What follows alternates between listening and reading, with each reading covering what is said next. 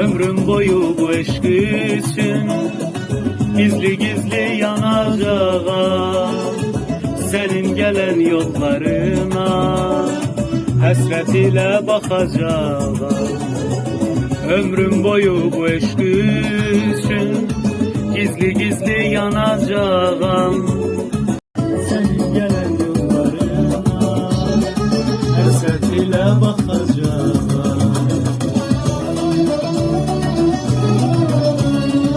Hiç bilmirəm sensiz necə bu ömrümü yaşayacağım. Bu hicranın yükün necə yüreğimde daşıyacağım.